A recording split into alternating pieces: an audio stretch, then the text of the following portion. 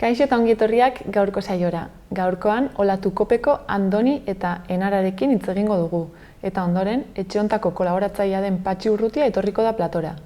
Dena den, lehenago, has gaitezen betiko edukiekin. Ikusitzagun gaurko efemerideak. 1809ko maiatzaren 31an Joseph Haydn konpositorea hil zen. Gainera, maiatzaren 31an ere, baina 1930 urtean, Clint Eastwood estatubatuar aktore eta zine zuzendari eta ekoizlea jaio zen.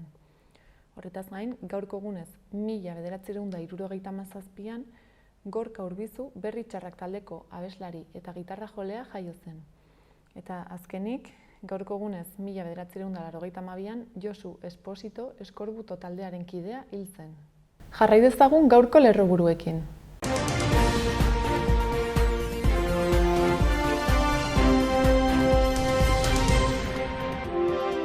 50 koronavirus kasu atzeman dituzten Nafarroan azken 24 ordutan tuteran 8 kasu erregistratu dira eta 7 Donibane auzoan. Astearte honetan abian jarriko da Nafarroko bikote egonkorren erregistro bakarra. Ekainaren batetik aintzinera herritar guztiek izapide judizialak bide telematikoz egin ditzakete. Beste herrialdi batzutan jaiotako Nafarrak 1%, 5 hazi ziren 2020an 1613 persona gehiagorekin. Landa Garapenak Nafarroa Gaz kanpaina abian jarri du tokiko produkturen kontsumoa bultzatzeko. Larrialdiak helikoptero bidez kudeatzeko mugaz gaindiko proiektua 2022ko ekainara arte luzatu du bere jarduera. Nafarroan erretzaileen 100ak behera egin du 3 urtetan eta 18an kokatu da. Nafarroko sozialistek hizkuntzen ofizialtasunaren aurka bozkatzea kontseiluaren iritziz ulertezina da, izan ere Madrilen sozialistek onartutakoarekin berdin-berdina da. Nafarroko gobernuak eta Dindaia Fundazioak aisialdiko eta denbora libreko jarduerak euskaraz eskaintzeko hitzarmena sinatu dute. Berdintasunerako institutuak antolatutako programa batek informazio arloko 74 profesional genero ikuspegiko komunikazioan trebatuko ditu. Iruñeko udalak sare sozialetan animazio irudien bilduma bat argitaratu du Yamaguchi hiri senidetuarekiko kultur harremanak indartzeko. Teresa Katalan konpositore eta ikertzaileak kulturaren bianako printzearen 2021ko saria jaso du. Maria Ordóñez eta Joseba Larralde izan dira Berroetako 4. mendi maratoi erdiaren garaileak.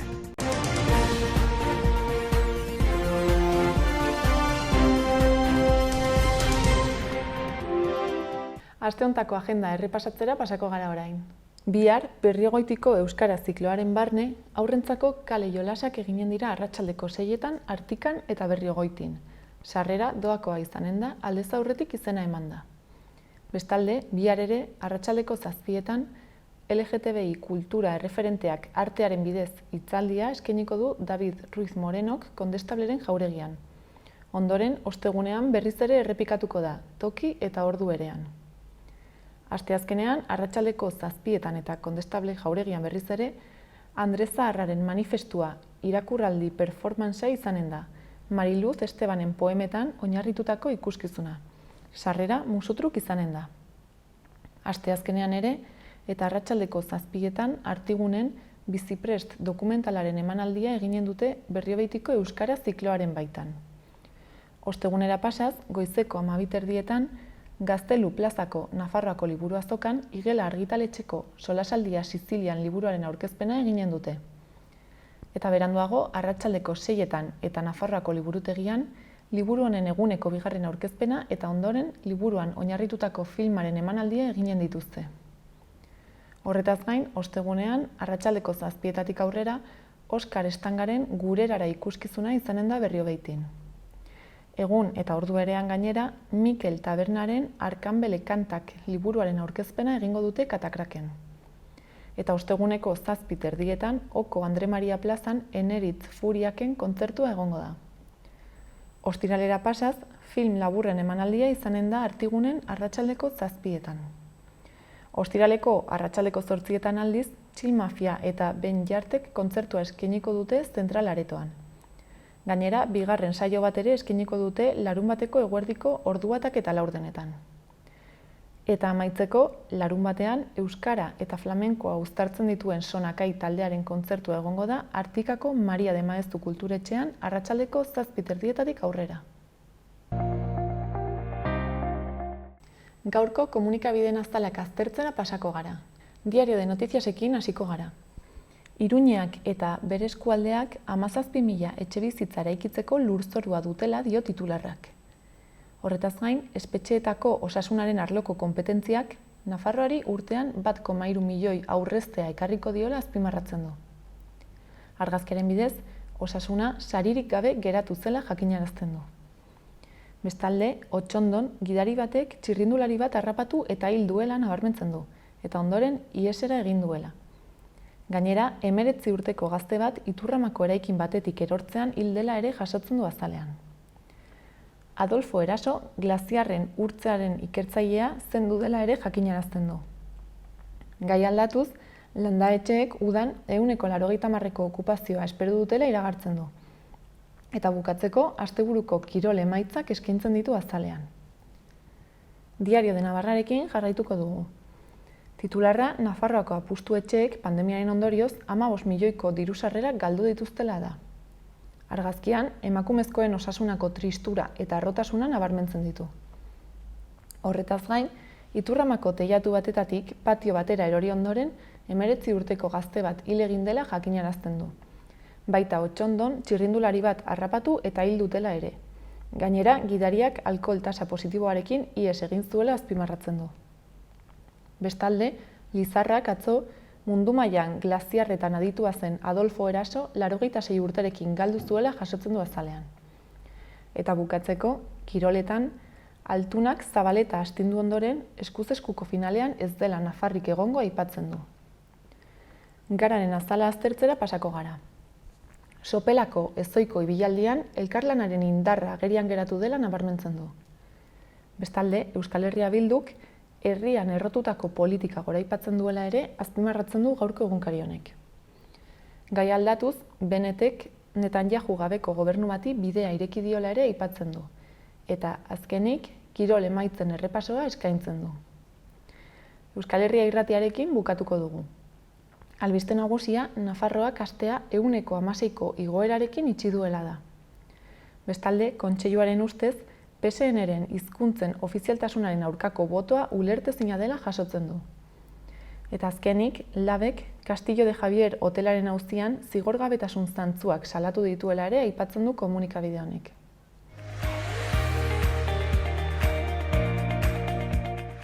Ikusitzagun orain gaurko eta biharko eguraldiaren iragarpenak. Gaur, temperatura igo egingo da, giroa eguzkitsua izango da eta ezegonkortasuna areagotuko da. Egunaren lehen partean zeruan hodei bakan batzuk baino ez dira agertuko. Gainera, haizea hegoaldetik etorriko da eta temperatura igo egingo da. 30 gradura iritsiko dira beroenak barnealdean, eta brisa dela eta 25 graduren bueltan geldituko dira kostaldean. Arratsaldean, bero hodeiak garatuz joango dira, eta baliteke zaparrada trumoitsuak botatzea, aukera handiagoz barnealdean eta gauean, eta txingorra ere bota dezake. Bihar, asteartean, giro nahasia eta baliteke zaparrada trumoitsuak botatzea. Goizean, oro har, giroa lasaia izango da, eta euria egiteko aukera txikia da. Zerua hodeiak eta ostarteak izango ditugu. Baina eguerditik aurrera berriz, ezegonkortasuna handituko da, eta ondorioz, zaparradak eta trumoi ekaitzak botatzeko aukera ere, batez ere Nafarroan. Bertan, mardulagoak izango dira. Barnealdean, temperatura jaitsi egingo da, eta kostaldean antzekoa izango da.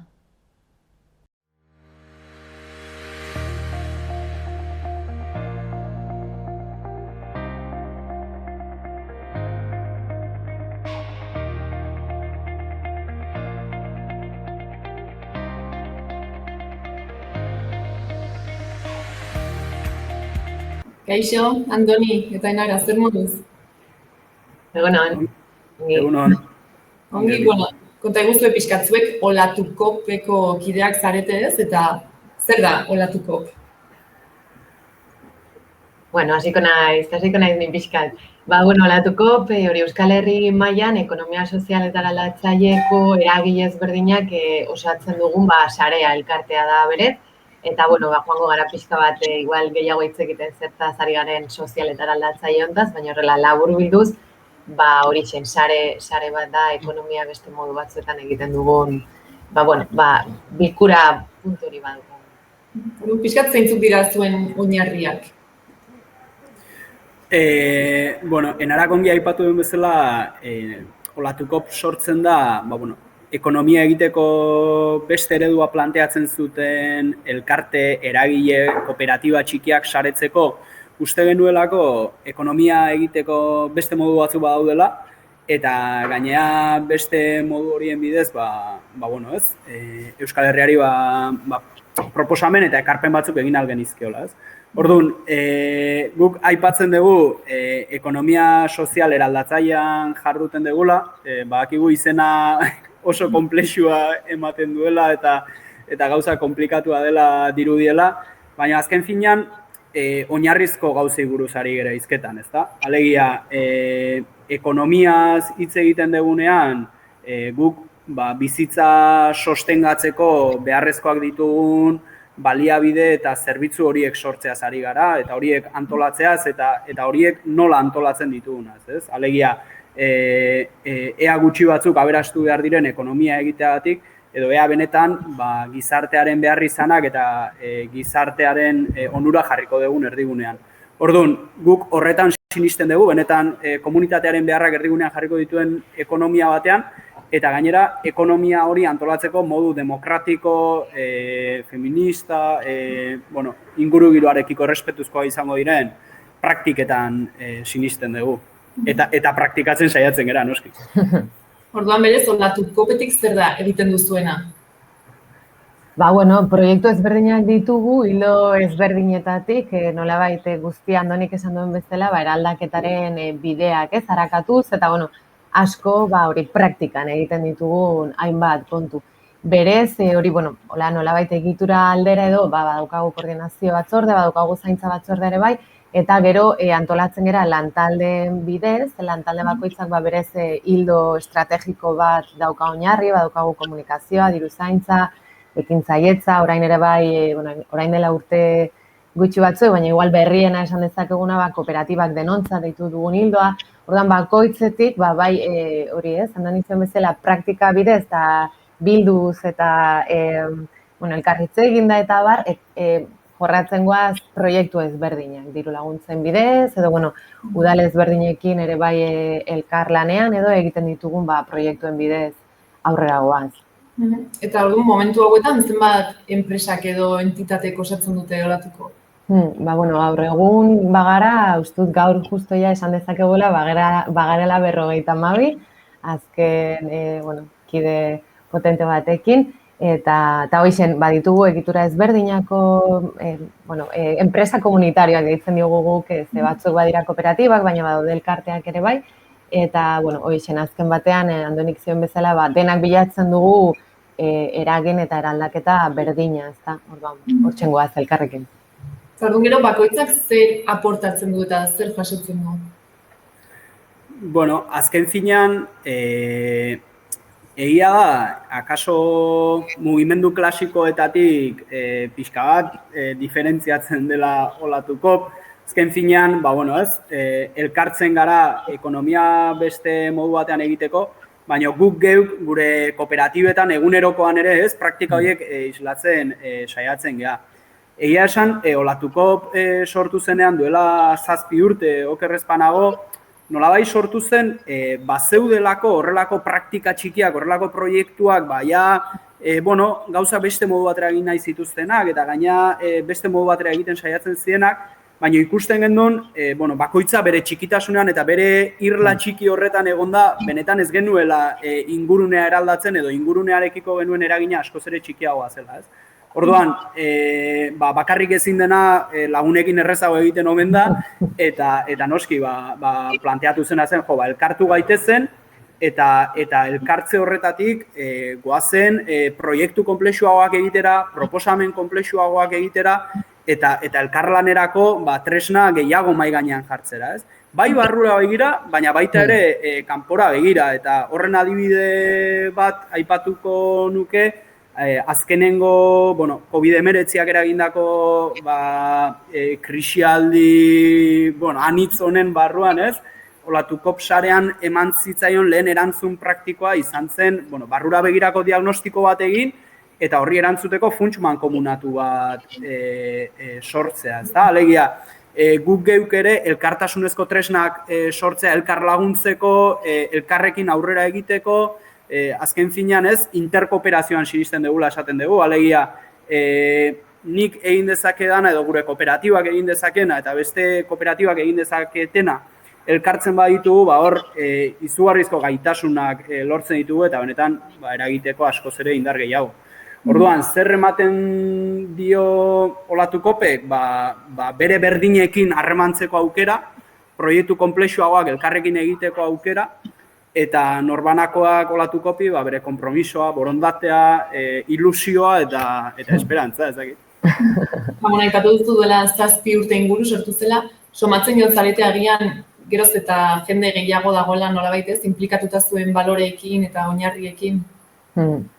Bai, berezikinik esango nuke, Andonik aipatzen zuen COVID-an fotozonen ostean, bai izan da horrelako, bai bertan, hor bereziki itxialdi hilabeteak oso intensoak izan ziren, eta gerora ere bai, urrengo hilabeteak eta urrengo urtea, bete den urte honetan, bereziki bai ikusten dugu badagoela gogoa, badagoela hainbat eta hainbat beste eragile, etorri dire gure ganare bai gure iritzia jakiteko eta gure moduak nolabait txertatzeko beraien, edo ez, egitura iguala handiagotan edo, eta hori oso positibotzat jotzen dugu.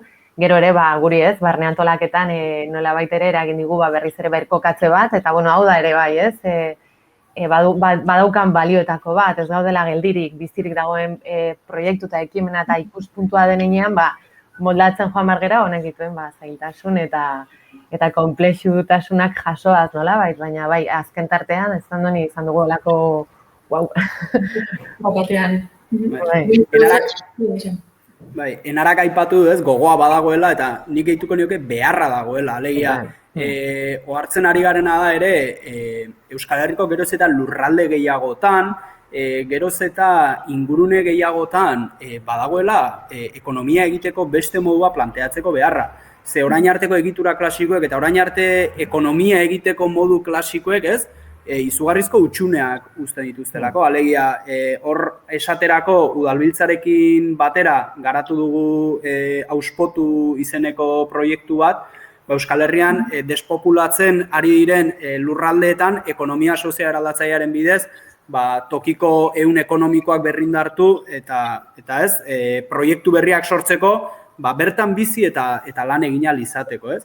Eta ikusten dugu, benetan, lurralde horietan proposatzen ditugunean, ekonomia sozio eraldatzailetik proposatzen ditugun oinarrizko gauza horiek, azken finean dela lurralde horren beharra jartzea erdigunean, bertan bizi diren pertsonen behar izanak eta desioa jartzea erdigunean, oso ondo konektatzen dutela bertako errealitatearekin, ez? Azken finean, nolabait gaur egungo sistemak ere hein handi batean abandonatu egin dituelako edo utzi dituelako bere intereseko ez eremu bezala edo. Horren etorkizunera begira uste duzue zuen kooperatiba eta baita ez, ekonomia ulertzeko eta egiteko modua geroz eta presenteago izango dugula hemen Euskal Herrian? Nik uste baiet, zalantzarik gabe beste forma batzuek topatu behar ditugu, badakigu bezala denak ez, eta bizi dugun krisi multidimensional honen bueltan, gauzak ereduak, ohiko eredua ez du funtzionatzen, orduan, bai hori sortzeko daukau edo hainbat sortutak ditugun praktikak ikusgarri egitea, ez, badago bere bai beste kontu bat gertatzen dela, ziurrenik badaudela hainbat eta hainbat beste hainbat proiektu nolabait ekonomia eraldatzailean jarduten dutenak ez, balio batzuekin, eta igual ez dutela beraien burua horrela ikusten, ez, ez direlako, ez dugula oraindik, igual lan nahikoa egin Euskal Herri maila guztira iristeko, ez, ordan hori da gure nahia bai sortzea, eta bai ere existitzen direnak sarean parte egitea. Orduan zuen, helburua ere orain momentu hauetan izango litzateke pixkat sare hori handitzen joatea? Bai, akaso bi helburu, ez? Handitzea bi zentzutan. Bai kanpora begira, baina baita ere barrura begira. Esan nahi dut, barrua ez badago ongi zainduta, ez badago indartuta, ez badago sendo, ez, nekez edo alperrik hasiko gara kanpora, ez? Bestela hor Frankenstein bat akaso egingo dugu, ezta? Kanpora hasi, eta gero barrua hutsik. Orduan, bueno, pixka bat hor gabiltza, ez? Oreka hori bilatu nahian, zer den kanpora haztea, zer den barrura haztea, ez? Eta hor oreka horretatik, benetan proposamenak egitea. Baina bai ikusten dugula eta bereziki datorren egoerarekin eta testuinguruarekin, nolabait eskala jauzi bat emateko aukerak eta beharrak ere baditugula, ezta? Eta geroz eta lurralde gehiagotatik iristen dira eskaerak, geroz eta lurralde gehiagotan garatu nahi dira proiektuak, geroz eta proiektu konplexuagoa gainera esango nuke, ez? Erpin gehiago ikutzen dituztenak eta hor, eta bueno, ikusten dugu, hau dela, oinarri oso interesgarriak benetan jauzi interesgarriak emateko aurrera begira. Eta gainera, hein handi batean konektatzen duelako ere, ez? Euskal Herrian azkeneko hamarkadetan ekarri egun tradizio horrekin, herrigintzatik, ez? Gure bizitzak antolatze horri, eta bueno, hor badago iragan batetik jasotako irakaspen pila bat, etorkizunera begira ere proiektatu beharko genituzkenak edo genitzakenak. Eta, bueno, enpresa, elkarte edo pertsonaren bati ez interesgarria iruditu bazaio orain kontatzen ari zaretena eta gehiago jakin nahiko balu edo agian ez, olatukopen parte izatera iritsi zer egin beharko luke? Badaukagu hori webgunea, olatuko.eus, eta bestela ere, hor badago informazioa, azken tartean ere publikatzen ari ditugu, argitaratzen ari ditugu, esperientzien kutxa izendatu ditugun artikuluak, oso interesgarriak ere bai, ekimen ezberdinak eta barruan gauden ekimen ezberdinak ezagutzeko, hortzen bada dezente informazio eta bestela info@olatuko.eus, hortzen posta horren atzean gu gaude. Beraz, gogotxo hori jakiteko, informatzeko eta saretzen jarraitzeko. Eta orduan gero ez, agian lehenengo kontaktu hori eta gero ikusi daitekea enkajatzen duen, nala ez? Claro. Guk ere, sarera sartzen diren proiektu berri guztiei bide laguntza bat egiten saiatzen geha. Horretan ere sinisten degulako, ez da sarera sartu eta ez hor zaude baizik eta elkarrekin bide bat egitea, elkarrekin sarea ezagutzea egia nahiko ekosistema konplexua dela eta kostatzen dela, ez, askotan sartzea, horregatik bide lagunaren ideiari garrantzia handia ematen diogu. Baina imaginatzen dut ez, izango dituzuela enpresa eta elkarte, arlo desberdin askotakoak. Bai, sektore, hainbatekoak. Orduan pixkat ez denei irekia bezala zaudete. Bai, dudari gabe, izan informazioaren arloan dabiltzan edabideak, energia burujabetza lantzen ari den, orain ez, Goiener sartu berri da, Elikaura burujabetzan dabiltzan kooperatiba, elkarte edota eragileak, finantzetan dabiltzanak, telekomunikazioetan, sektore pila bat ikutzen dituzten kooperatiba, elkarte edo enpresa gaude, eta geroz eta gehiago, eta irekitzeko gogotxu.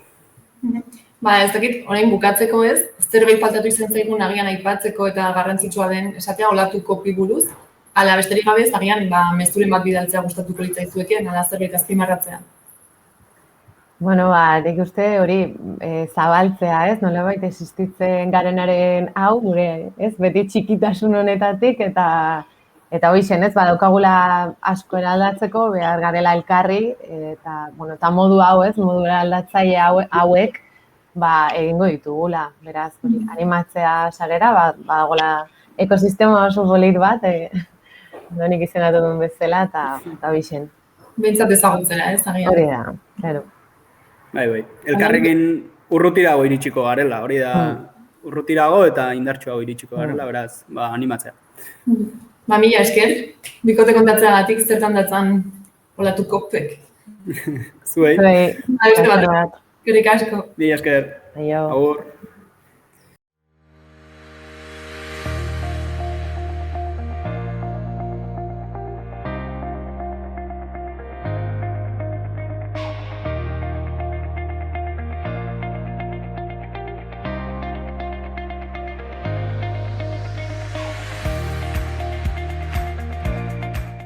Udalerrietako albisteekin jarraituko dugu. Antsoainen hurrengo ikasturterako euskara klaseak prestatzen dabiltza. Zubiartek jakinarazi du ekainaren 1-tik 20 zabalduko dela lehenengo matrikulaldia, Zubiarteren web orrian. Hau da, epe horretan eman behar da izena Zubiartek eskainitako taldeetan, Antxoainen irakasleak behar direla baieztatzeko. Ekainean behar adina izen emate ez bada egiten, ez dute irakaslerik bidaliko irailean. Zubiartek hurrengo ikasturterako egiten duen eskaintzan aurtengo taldei jarraipena ematea aurreikusia dago. Saioak mendikale 8 izanen dira, urritik maiatzaren 31-ra. Astelenetan, asteartetan eta ostegunetan 3-etatik 4 erdietara A2 maila eta B1+ maila ematen dira. Dena den, informazio guztia online kontsultatu daiteke. Gainera, honekin lotuta, euskara ikasteko dirulaguntzak emanen dituzte Antxoainen. Ekainaren 1-tik uztailaren 19-ra eska daiteke euskara ikasteko dirulaguntza Antxoainen erroldatuta egonez gero, eta ikasleek klaseen 185 hartu dituztela egiaztatzen badute. 2020ko uztailaren 1-tik 2021ko ekainako 30 arte egindako ikastaroak aurkez daitezke. Izapideak telematikoki egin daitezke egoitza elektronikoan edo udaleko administrazio bulegoan aldez aurreko hitzordua eskatuta. Aurkeztu beharreko agiriak eta dirulaguntzen oinarriak udalaren web orrian kontsulta daitezke. Eta Antxoainekin amaitzeko, euskarazko udalekuak diruz laguntzeko deialdia ere eginen dutela jakinarazi dute. Diru laguntza eskatzeko epea iraila izanen da, aurrek kanpalekuetan parte hartu ondoren. Udaleku horiek 5 egunekoak izan behar dute gutxienez, eta bete beharreko beste baldintza eta oinarriak udalaren web orrian begiratu daitezke. Arangurenera pasako gara. Udalak Iruñerriko jasangarritasun jardunaldien antolakuntzan hartu du parte. Jardunaldi horiek Zibikan zentroan izginen dira ekainaren 9, 10 eta 11 goizez. Izen emateak maiatzaren 10-tik aurrera egin daitezke online. Eta gainera, arratsaldez ere gaiari lotutako jarduerak eginen dira. Landuko diren gaiak biodibertsitatea, azpiegitura berdea, klima aldaketa, ekonomia zirkularra eta mugikortasun iraunkorra dira. Jardunaldi horiek eskualdeko jasangarritasunean lan egiten duten eremu publikoko kargu politiko eta teknikariei zuzenduta daude. Tokiko erakundeak, Nafarroako gobernua eta enpresa publikoak bai eta prestakuntza erakundei eta interesa duten profesionalei ere. Eta horretaz gain, ekainaren 9-tik aurrera, antsietate tailerra eginen dute Aranetxea Gaztelekuan. Goizez eginen dute tailerra eta izen ematea doakoa da ekainaren 4 arte. Bertan ala telefono bidez. Tailerra 16 eta 35 urte bitarteko gazteei egongo da zuzendua. Iruñarekin bukatuko dugu. Udalak animazio irudien bilduma bat argitaratu du Yamaguchirekiko Iruñako senidetuta dagoen hirietako batekiko kultura lokarriak indartzeari begira. Baita komunikazio digitalen alorrean ere. Cesar Oroz diseinatzailearen 18 sorkuntza dira eta bi hirien eta kulturen elementuak uztartzen dituzte bisualki eta modu divertigarrian hainbat aldarte eta sentimendu helarazteko. Hala nola, indarra, oniritzia, maitasuna eta lotxa. Stikerrak eskuragarri daude jada Instagramen eta Facebooken libreki erabiltzeko, eta WhatsApp berehalako mezularitza aplikazioan partekatu eta erabiltzeko. Kontuan hartuta, sare sozialak hartzen ari diren garrantzia eta gero eta ohikoagoa dela elementu grafikoak erabiltzea haien bitartez komunikatzeko, Iruñeko eta Yamaguchiko udalek bideo hau hautatu dute beren arteko kultura lokarriak erakusteko eta harremanak indartzeko. Hiri japoniarra izan zen bere stikerrak zabaltzen lehena. Japonian gehien erabiltzen den mugikorrerako line mezularitza aplikazioaren bidez. Stikerrak beste plataforma batzuetan, hala nola Instagramen, Facebooken edo WhatsAppen, Nafarroako herritarren esku jarri ondoren, Iruñeak ekimen horri bilduma berri bat gehitu dio. Oraingoan, Espainiar ikuspegitik. Senidetutako Yamaguchi hiriarekin izan da Iruñeak komunikazio bide berri hau kultura harremanak indartzeko erabili duen lehen aldia, baina ez da bakarra izanen. Cesar Oroz diseinatzaileak oraingoan egindako marrazkiei datozen hilabeteetan Nafarroako beste artista batzuena gehituko zaizkie, modu bitxi honetan Iruñarekin senidetutako gainerako 3 hiriekin dauden loturak baliosteko. Senidetutako hiriak honako hauek dira. Baiona, 1960tik senidetuta, Paderborn, Alemanian, zeinarekin 1980tik estatutua ziren harremanak, eta Kolonbiako Pamplona 2001an Nafarroako hiriburuarekin senidetu zen azkena. Iruñeko ilustrazio bilduma 18 irudiz osatuta dago, eta horietan mezularitza sareen komunikazioetan edo beste sare sozial batzuetan argazki eta bideoak laguntzeko erabili ohi diren emozio eta sentimenduak erakusten dira. Adostasuna, desadostasuna, lasaitzea, gozea, ospatzeko gogoa, haserrea, maitasuna edo lotsa dira horietako batzuk, zeinak bi hirietako kulturen ikurren bidez irudikatzen baitira. Hala, adibidez, San Francisco Xabierkoak santuaren mezua irudikatzen du, edo Iruñeko konpartsako buruhaundi japoniarrak adostasuna eta desadostasuna islatzen dute. Hiri bakoitzeko bi eraikin adirazgarrik, Yamaguchiko Ruriko Ji tenpluak eta Iruñeko udalak, jaiaren eztanda irudikatzen dute. Zezen batek eta samurai batek beren haserrea adierazten dute, edo Nafarroako zapi gorria eta Hachimaki japoniarra daramaten mutil eta neska batek maitasuna irudikatzen dute. Horiek dira aurkeztutako estena batzuk, Iruñeko eta Osasunako armarrietako lehoiak, talde gorritxoaren jokalari bat eta Yamaguchiko taldeko beste bat, sumo borrokalari bat eta jutako azerizuria, Juda Onseneko ur termaletako maskota protagonista dituzten beste irudi batzuek osatzen dituztenak.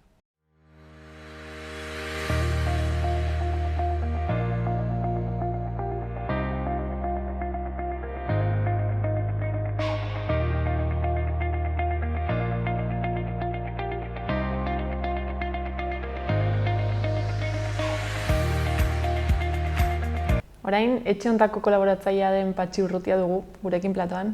Kaixo, Patxi. Beti bezala, bi astean behin. Bai, gustora gainera. Gaur kanpan egon daiteke, etortzeak ez du inbertze konbidatzen, baina, hain dago egun ederra. Bai. Nire egu ordu batzu barnerako, bertze ordu batzuk kanporako. Uda gerturatzen ari da. Zalantzari gabe, eta nabari da. Ze gairi buruz hitz egingo dugu? Uda du gure hor, gaietan uda du. Gaiik bazterruzi parrastan berri badaude, atzon eskalagunak erraten zidan hau, egunkaria baino gehiago dirudi El Caso dela, El Caso zen lehen egunkari famatu bat, non dena gehitzeak, hilketak eta historio iluna, gehitzusiak, violentzia eta bakarriko gai hori jorratzen zuten ez, eta horrako orai ere gerota gehiago ari garela hurbiltzen Al Caso. Azken boladan ez, istripuak izan dira. Oso horra dire gehien batez, istripuak gerta daitezkez, baina bai zen formetan gertatzen diren eta gero ze ondorio dituzten ez, adibidez, berehala lagundu beharrian edo, iges egizka, gordetu nahirik, suposatzen da gibeletik eta zerbait prentsak erraten duena alkoholare tarteko dagoela, alkohola eta beste drogak ere, baina inondik ere ezin daitekeela bat hil zorian dagoela, edo ez badakizu nola dagoen antxe utzita igeseke, ni uste duia hor, berze pausu bat gizatasun ezaren aldeko berze pausu bat ere eman dugula. Hoi nik uste dut onartezina da behin tokatu zitzaidan, istripuan hildako mutiko gazte bat, 10 urteko mutiko bat atratzea zulotik zegoen lekuan, eta guzti nuela jende guzia egiten zela borobildu egiten zela inguruan, baina inoretzela atrebitzen aragatera eta ikusten duzu zein gogorra den edo zein sentimentu wiki ditukun horrelako gauzetan, horrelako momentuten gainera, laguntza da lehendabizi, pensatu behar dugun lehendabiziko gauza, ez? Uste dut mentalkire, ari galera norabait ere, baloreak aldatzen eta guretasuna edo gure egoismoa norabait lantzen. Ez dugu loi aski lantzen, gu bertzeekin laguna garela beti eta bertzei lagundu egin behar dugula, ez? Dena den, egoera oso tristi hildakoen familiarentzako eta oso penagarria ere, istripuan parte hartu izan dutenak, zeren eta beraien bizitzaren parte handi bat izorratu baitute momentu batean. Hori albiste tristea ez, eta gero ere, aste honetan egon dira protestak nolabait Iruñako Javier... Bai, Iruñen ere movida handia dago, Iruñeko gau gehietan ez. Adibidez, hori izan dugu, gainera egoismo eta horren inguruan hitz eginez, hori izan dugu hotel batean gertatu dela, 6 urtez atxiki dutela Andre bat, zoko batean lo egiten, eta etxetik inoiz atragabe eta bakarrik, esklabo bat izango baliz bezala, ez? Nola daiteke horrelako gauza gertatzea, ez? Baina oraindik ere askoz ere gehiago haserretzen gaitu ikusita zeintzuk edo nortzuk diren horren arduradun, ez? Eta hor dugu, famili bat beti politikan sartu egon dena, UPN-eko parlamentario aite, UPN-eko parlamentario alaba, Javierreko familia hau, Zipres familia. Eta gero, etorkinak ebatzi egiten gaitute, eta bereiak kontzen dute etorkina esklabu bezala nahi dute, etorkinen kontra itzen dire, gero etorkinak izateko esklabu beraiek, ez? Berze, zenolako, azpimarratzeko zenolako gizartea proposatzen duten hainbertze jendek eta hainbertze taldek, ez? Nola baitere, nerea eta neria zen eskuratzeko esku guziak edo aukera guziak libre ditut. Egin dezaket nahi dudana, ez? Eta bertzegi zebalime da, pues orduan ezerrez, ez? Beti oso gogorra horrelako egoera bat hemen egotia Iruñeko hirien erdian, ez? Behar dugu, pensatzen du askotan, bai, egunkariek eta edabide handiak erraten digutena dela egiazko egia, baina egiazko egia hemen da eguneko errealitatea, ez? Zipresek izan zen zerrendaburu eskuin muturreko talde batean. Eskuin muturra ze eskaintzen du, olakoak eskaintzen ditu, ez dut bere taldek ez du deusarran. Ez dute deusarran eskuin muturreko politikariek hemen. Pues hasi daitezela hemen, ezin dugu guk horrelako gizarte bat landu ez, nahiz eta botoa eman momentu batean horrelako gauzak erratean, nik uste dut saiestu egin behar ditugu, gure laguna dire, gure anaia dire, unet etortzen diren guztiek hemen lan eta lo egiten dutenak ere, gu bezalakoa dire eta gure eskubide berbera dituzte, ez? Ez dire aziendak, horiek ere personak dire, eta horiekin ere, bertze bezala iguala gara, denak iguala gara, eta hori, anaitasun hori gordetu behar dugu, eta geren arteko harremanak ere bai. Orduan zeutan gertatu denaren inguruan, zer duzu komentatzeko? Eske hori ere hola da, ikaragarria da ikustea, ze baloretan eraiki nahi dugun gure gizartea, ez? Gizarte honen gauza bat dago argi. Gizarte honen balio duen leitmotiv, balio duen gauza bakarra, da dirua irabaztea. Eta bakotxa behar du alik eta bolsa handiena lortu. Eta hori da helburu bakarra. Eta horren bazterrian dauden gauz guztiak baztertu egin behar dire, desagertarazi egin behar ditugu. Filosofia horrekin joaten bazara, horrela dituzu gero gauz guztiak. Ze pastu da, Marruekos da diktadura ikeragarri bat. Hemen ari dire Venezuelari buruz. Venezuelak egin ditu 18 hauteskunde 10 urtetan, ez? Baina nola hor beraiek ez dute kontrolatzen, kapitala handiek ez dute kontrolatzen, hango egoera ekonomikoa, haiek dire gastuak eta hori dire honak, ez? Eta Marruekosek badu Fosbukra, hori da hango mineen izena, hauek handik kristuin dirutzatzen dute, eta gainera dirutza xuxenian doa erregeak eskuratzen du Fosbukratik atatzen dituen diru guziak, ez? Gainera bertze gai ere badida lurpean, eta horrek egin daude, eta hoi egiten ari dire orai. Eta badute arma bat, bai Frantzia konpainia hortan ere badu parte, horrengatik isilik eta babestu, Amerikarre berdin. Eta zer egiten dugu bada marrokiarrekin? Ez utzi pastera, eta eskerrak ematen dizki Espainiak eta Frantziak eta Amerikek hemendik goiti ez uzte pastera.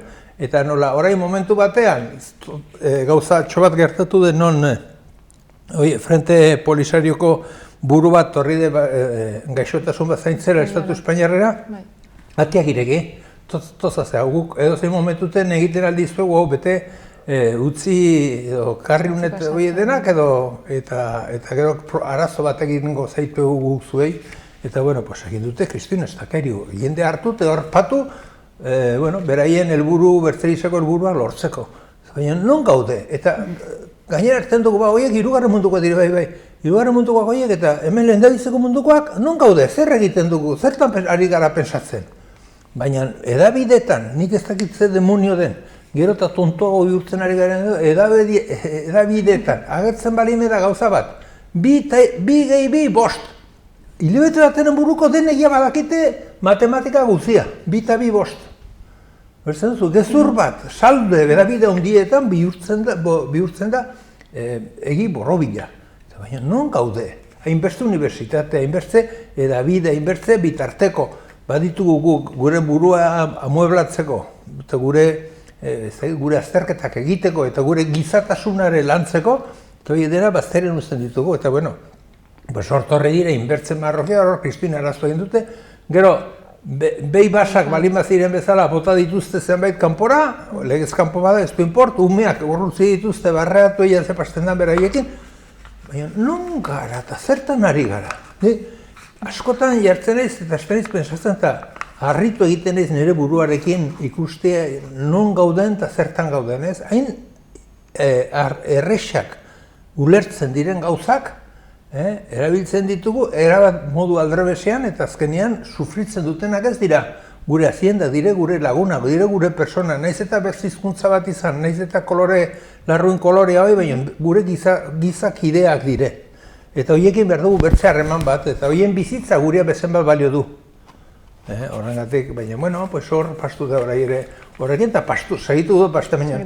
Ez naski, gaizki portatzen delako Marruekos, gaizki portatzen delako Estatu Espainiarra, bueno, gaizki portatu dela Estatu Espainiarra, hori ez du ino, erregeatik hasi denen arte, hori ez du inor zalantzan jarri. Hori argi dago, hala izan dela, bueno, pues, egin dutena, pues, horiek horrela. Bai. Eta, bueno, Estatu Espainiarrari buruz, ez izketan, orain nire agertu da, bueno, indultuei buruzko ari da Hoi ere oso fuertea. Horai, katalanekin konturitu dire, bueno, konturitu dire, ez da konturitu biharrik, nik uste dut aski garbi dagoela, ez dela inolako arazori katalanek egindako, ez dela inolako deliturik, nahi dut, erreferendum bat egitea, jendiari galdeiteko nahi duen independentzia edo ez, edo galdeiteko edo zen gauz, hoi, inolakotz ezin daiteke erran, violentzia dela, ez? Baina, zuek zei izate. Claro, hor bat dugu podere judiziala bat, horre balio du gure etxeko azkeneko xahalak baino gutiago. Ez du deus pintetzen. Eta horre badator, erratera hori legez kanpokoa dela. Bueno, epaileak zertarako ditugu. Eta orai, horren inguruan kristuin kanpaina egin dut, eta fuerten ari direna, dire Felipe González, Alfonso Guerra, horiek denak horren inguruan. Ezin zaiela hoi eman. Eta ari dire bilatzen zirrikito guziak justifikatzeko, ezin zaiela erranbidezazu. Hemen 5.000 indulto eman zituen Zapaterok. Zapaterok ez, Felipe González, beste 5.000 Aznarrek. Eta orai, heldu delaik, independentista batzuin indultuak, gainera beraiek ukatu egin dute, ez dutela nahi erran dute. Bueno, pues, beraiek orai berriz, joder, hor nahazten dire, ez da zeu ba. Baina zei gera hemen. Eta ari dire erraten, kanpora gambar dutela, bire. Hemen oso ez famatu izan zen, zuku igual ez dugu goratuko, Barrio Nuevo eta Bera eraman zituztela kartzelera, Guadalajarako kartzelera eraman zituztenia. Bueno, Kristin parafernalia egin zuten hor besarkatzen Felipe González Bertzekin, eta bueno, pues orden galen hasi zirelako, zer edu, segundo Mareiren baiketan parte hartuak, baitute hil behar zuten gainera, kal bizia bazuten jartu hor Kolindres Santanderko hiri batean, bueno, bazuten denaia prestatu zuten hiltzeko eta guzti, eta bueno, preso eraman zituzten, bueno, pues egon ziren 2 hilabete eta indultu izan zuten. Baina honezui bakarrik, bertze 2 aldiz gehiago epaitu zuten eta zigortu Bera. Bera 3 aldiz epaitua eta zigortua da. Ez du inoiz bete. Lehenbizikoan, Guadalajarakoa 2 hilabete inteatra zen, bigarrenekoa bere suegroain txatarrerie edo bazuela hor negozio bat eta ez da izerta, eta jubiletu behar zuela eta, pues orden atzeratu zuen sarrera eta behala zen. Eta 3. aldiz ere, 3. kondena izan zuenean, etzen ez da kartzelea sarture. Eta horai, horiek, heldu dire erratera, begira, Estatu Espainiarean izan zen, estatu kolpe bat, Tejerok egin zuena, sartu zilei metralletekin eta pistolekin parlamentuan. Estatuko parlamentari guziak, demokrata ederroiek denak aulkipian sartuek. Ez zen inorik usten zen, bai, bakarri militaren burua gertzen zenan, berehala ikeatu edenak, ez? Pues hoi, horko arduradun nagusia erregearekin hoi dena prestatua zuena armada generala, pues hoi, horrelako zerbait eman zioten, eta atrazen kartzeletik bere sententzia bete baino lehen. Eta horrelako, bueno, eta gero bertze gauza bat hemen Euskal Herrian asko pairatu duguna, da torturarena. Hemen 4.000 tortura baino gehiago badire justifikatuak eta froga, erabiltzen aldiren froga guztiekin frogatuak, egiazkoak izan direla eta hor daudela. Pues, gutxi batzuk epaitu dituzte. Oso gutxi, 20 bat, olago zerbait uste dut, epaitu dituztela, 4.000 edo 5.000-tik, daudenak ja, nola baitera, razoitu, bertze badaude, beste 5.000, porque kalkuletzen da, 9.000 zeurik, bueno, 9.000 badaude salatuak. Da, bueno, pues hor daude, eta hoiek denak ez bakarrik epaitute zigortu badituzte, bakizu zein duten, denbora pixketen buruen indultua. Eta ez bakarrik, ascenso, eskertzeko, ez? Eta karo, orai, katalanekin horrelako eskandalua montatzea. Eta hori dela denbora pixket, beren lagunekin, hau bertzealdera begiratzea, eta hori inoiz bete etzena, kasuik ez egitea, non bizi gara, eta jendea non dago buru pentsatzen izateko, ez? Baina nola telebistak erranduen, pues ez da, la letxe da, eta ni uste dut oso larria dela egoera hau, espero dut, horiek ez zuten inoiz kartzelera beharri katalanak, inoiz, ez da holago, zinolako, zer, referendum bat egitea delitua, nola daiteke, hau zein burutan sartu daiteke. Baina, bueno, gorrotuan oinarritzen dute beraiek gure inguru giruko bizia, eta horrelako gauzak babesten dituzte, eta horrelako gauza nahi dituzte erakutsi. Urruntze dago mundu guztia engainatuta. Bai, bueno, bai, eta gainera ez dute ez engainatu egizateko inolako pausorik ematen. Baina jendea baino askotan justifikatu egon daiteke ez dago hortan ez, baina politikari ustelau, gainera lehen soeko zuzendari izandako horiek ustelak, Felipe González zer dabil. Felipe, bueno, badago bertze gauza bat, hemen dirua. Ze pasten da? Hore dela asteunten, ministra hoia eta parlamentuko burua izan dena Andaluza, nola du izan Andre horrek? Hori itzaitoriko, bueno. Hori eman diote enpresa batean lanpostu bat. 1.000 euro urtean, edo gunta horretan. Zer egin behar du? Deus ez, hartzen duela sinetu. Bilera bateragan, non gosaria ordaindu eduten, eta horrekin. Eta karo, horrelakoak balima daude, ze pasten da, bat administradelek zuri emain detzunik lana bukatzeekin.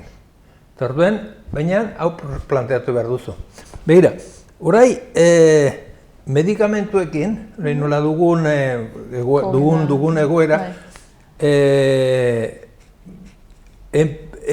parlamentarioak, Europako parlamentarioak izan dituzte, bertzetan 5 urte zizetzen zituzten galderak edo bisitak eskatzeko, bueno, patenteen hori mantentzeko edo patente hori mantentzeko, bai zertaz, dirutza dagoelako zor.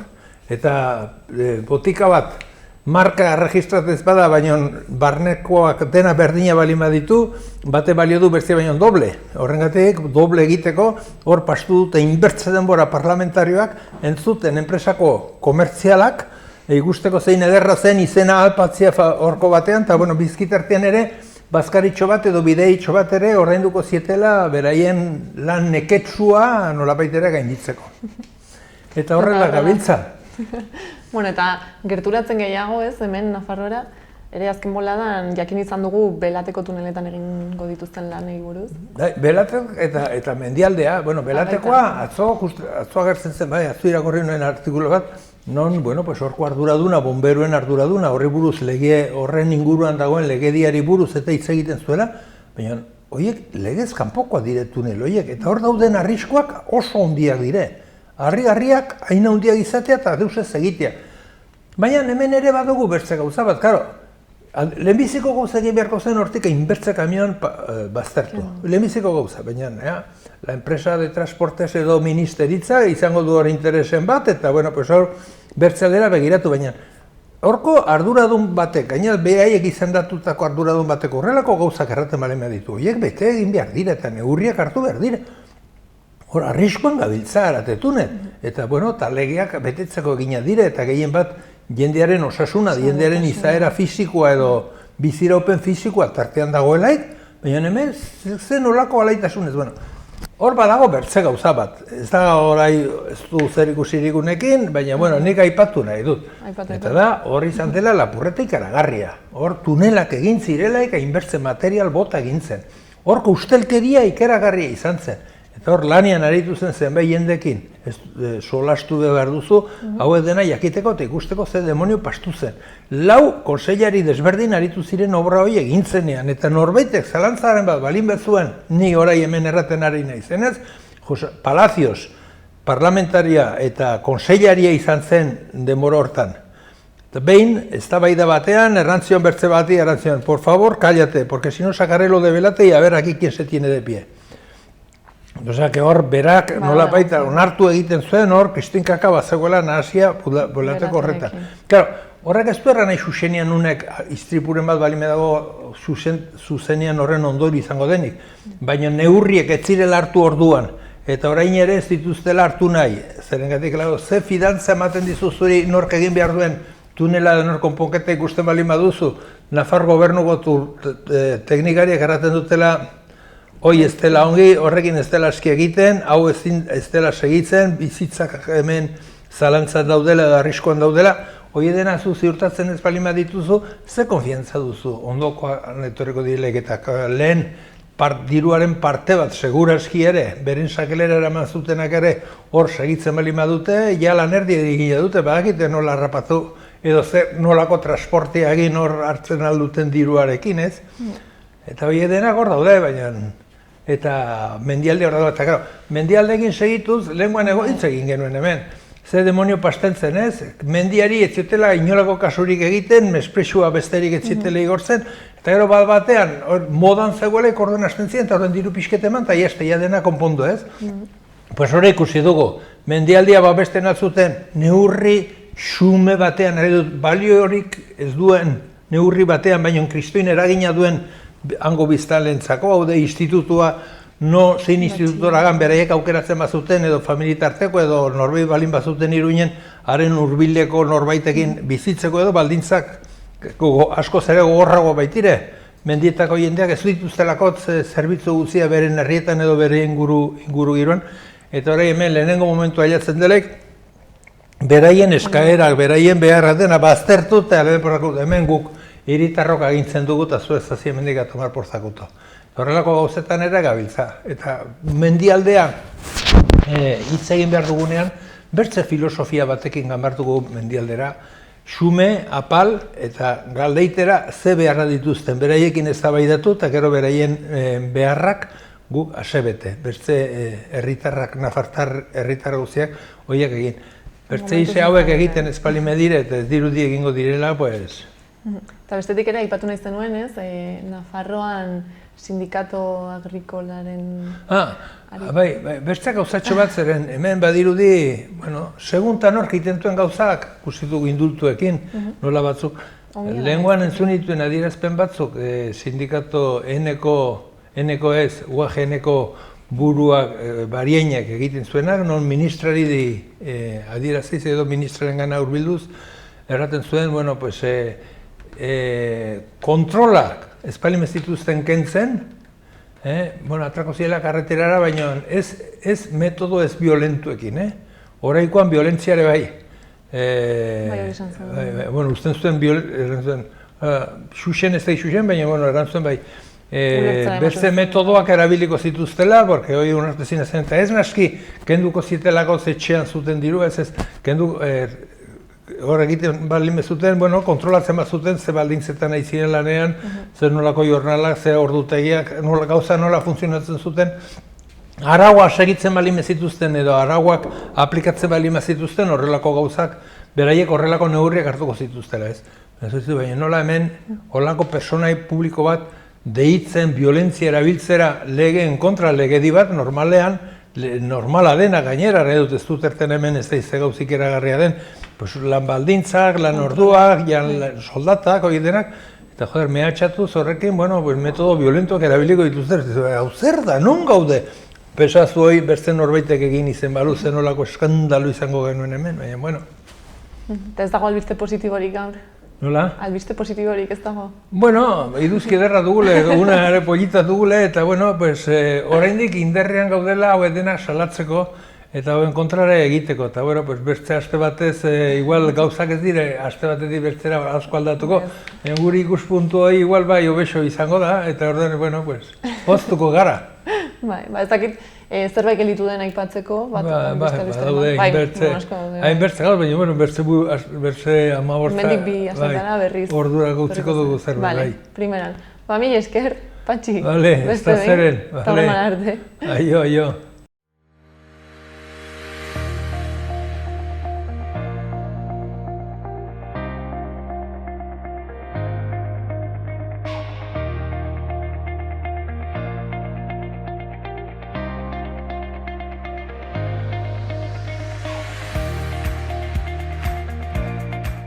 Beno, gaurkoz, hau izan da guztia.